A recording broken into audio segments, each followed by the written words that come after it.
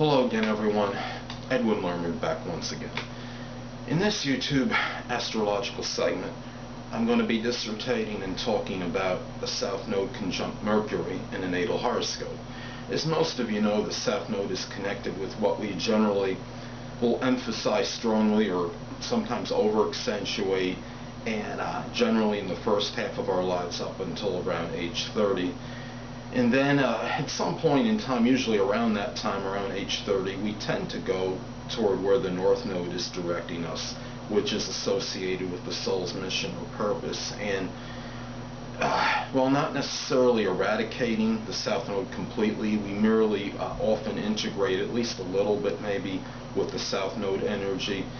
And we look at the Mercury is connected with communication, travel, and siblings. And anyway, to get started, the first thing I look at when I see the conjunction between South Node and Mercury in the natal horoscope is that we look at South Node can often deplete or drain an energy when it's in conjunction with a planet.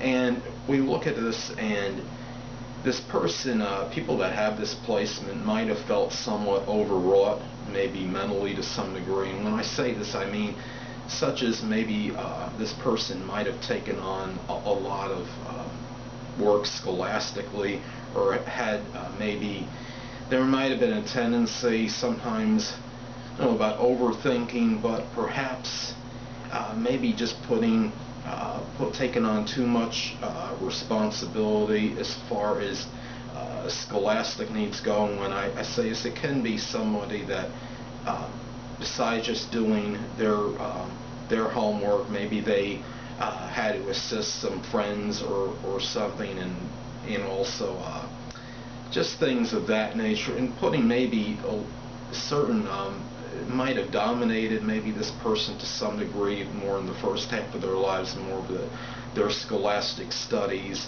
Or this could be somebody also that we look at sometimes when we look at the Mercury or just South Node conjunctions in general, it could indicate perhaps some kind of vacillation and distortion of energy. And well, in this example with the Mercury conjunct the South Node, it could indicate somebody that might be overly loquacious and talkative one moment, and then the next moment they could be more inhibited in self-expression and more taciturn, more likely to not talk at all.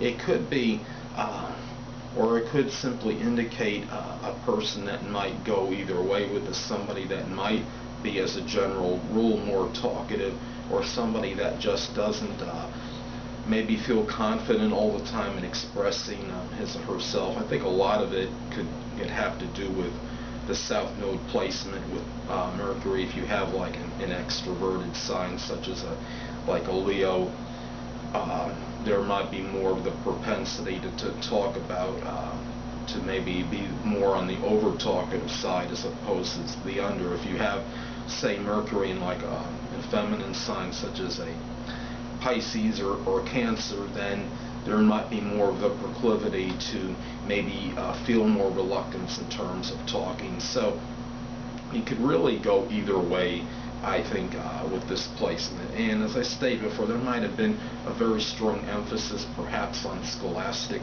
activities for this person.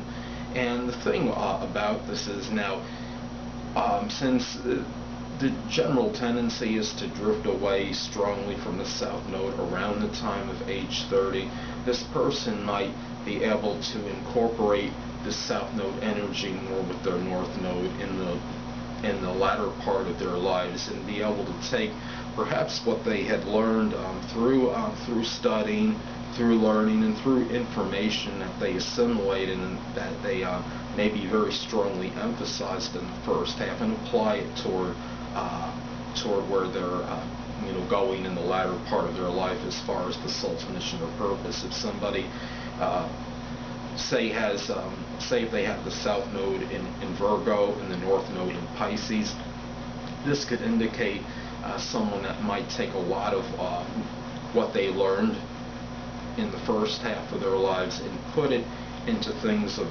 maybe more of a a Piscean like nature, and such as maybe in some field connected with compassion or healing, such as working as a doctor, for example, or a nurse, as an example of this, or perhaps into even some metaphysical type, I guess you could say, a field, perhaps. So taking that ability to be studious and to learn, they can apply it into where their north node placement is in the latter part of their lives. So anyway, really this is just basically a placement where we look at the south node as a redundant point in the horoscope, and just because of a person has this aspect, this conjunction between the south node and Mercury, doesn't mean that when they hit around 30 years old they're not going to stop learning. This person can still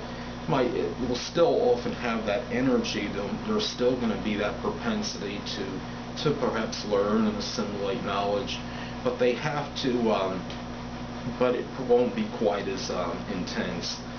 And on the negative side, it's possible that this person maybe put a lot of their mental energy perhaps into maybe subjects that weren't really fulfilling what their purpose was, or what was really more productive for them in the first half of their lives. And it might have been, in some cases, you might see people that have this aspect might put their mental energy into maybe things of maybe more frivolous nature, or subjects that really they weren't going to really help them out in terms of the latter, their stronger adult part of their life. And when I say stronger, I'm talking about, I guess, around age 30 and over. So anyway, people, that'll conclude this YouTube astrological segment for the South Node conjunct Mercury in a natal horoscope.